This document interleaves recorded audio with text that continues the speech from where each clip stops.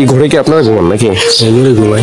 প্রায় 100 বছর আগের মাটির যে বাড়ি, এই বাড়ি জন্মগ্রহণ হয়েছে এখানেই। হ্যাঁ, জন্ম এখানে। এখানে জন্ম হয়েছে, তা আপনার নিশ্চয়ই সবচাইতে প্রিয় একটি স্থান, সবচাইতে ভালো লাগে। আপনার দেশের যে প্রান্তেই যান না কেন, আপনার এই ঘর, এই বাড়ির প্রতি একটা মায়া আলাদা থাকে। এই বাড়ি মানুষের হৃদয়ে ধারণ করে থাকে। নাম কি? আকমত আলী। কৃষি কাজ করেন তাই না?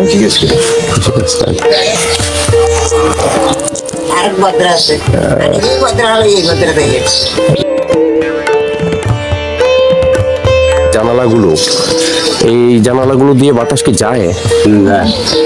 আচ্ছা আচ্ছা, বাতাস ঘরের ভিতরে কি পর্যাপ্ত আলো বাতাস থাকে?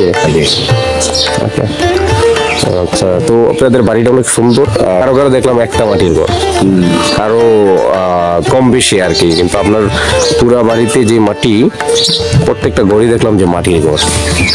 তো মাটির ঘরের বাড়ির যে জানালা, এই হচ্ছে জানালা। এটা প্রায় 100 বছর আগের মাটির যে বাড়ি, এই বাড়ি।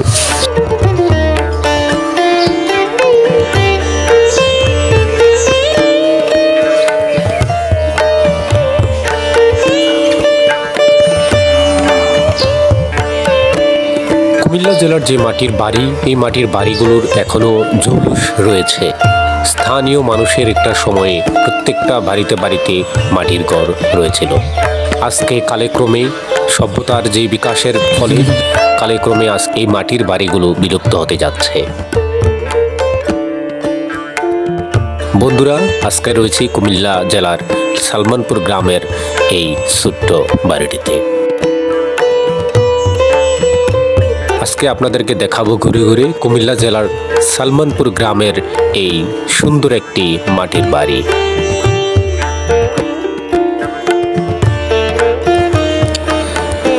গ্রাম বাংলার মাটির সাথে মিশে থাকা এই পরিবারের প্রধান একমাত্র ব্যক্তি আকমত আলী। সহজ সরল জীবনধারায় নির্দ্বিধায় কাটিয়ে দিয়েছেন জীবনের 70টি বছর। এই 70টি বছরই কাটিয়েছেন এই মাটির ঘরে। কুমিল্লার সালমানপুর গ্রামে এখনো কিছু বাড়ি রয়েছে যাদের এক ভিটায় একটি হলেও মাটির ঘর রয়েছে। শত বছরের জৌলুস নিয়ে এই মাটির ঘরগুলো সগৌরবে দাঁড়িয়ে রয়েছেন এই সালমানপুর গ্রামে। ঘর বা বিল্ডিং করার কি ইচ্ছা আছে আপনার? আশা তো আছে। মাটির ঘর থাকতে কেমন? মাটির ঘরে এ ঘরের বৃষ্টি হলে সমস্যা হয় কিনা, বা যতক্ষণে কোনো ভয় আছে কিনা? ভয় তো আছে, মানে ভেঙে যাওয়ার সম্ভাবনা আছে, এগুলো ভয় থাকে। তুমি ছায়।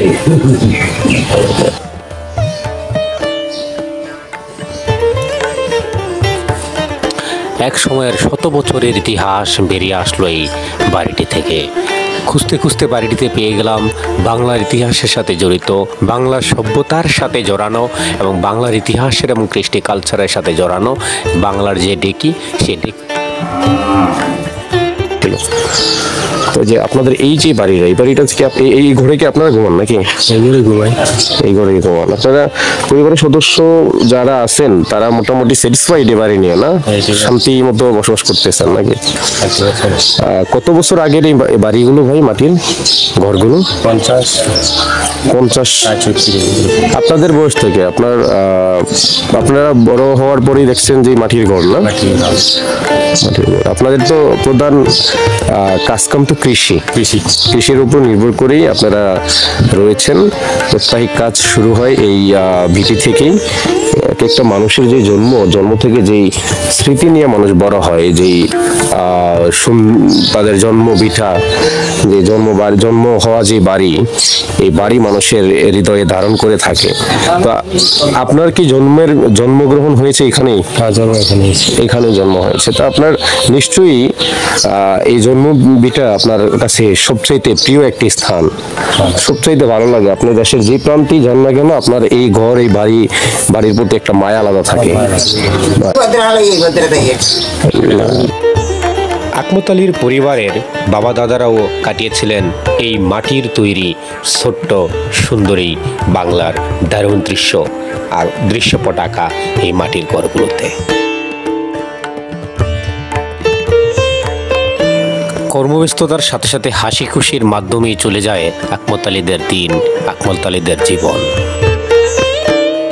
এই মাটির ঘরগুলাতে বিশেষ করে যারা থাকে যত সুন্দর করে যে নকশা করে রাখা, প্লাস কত সুন্দর করে রাখার ট্রাই করতেছে, কিন্তু এই ঐতিহ্য তো হয়তো বা 5 থেকে 7 বছর পরে আর আপনারা পাবেন না। এই মাটির ঘরের যে সুন্দর দৃশ্য, একটা সময়ে এই মাটির ঘরগুলোর স্থানে বিল্ডিং হবে, তখন মুছে যাবে হাজার বছরের এই বাংলার ইতিহাস।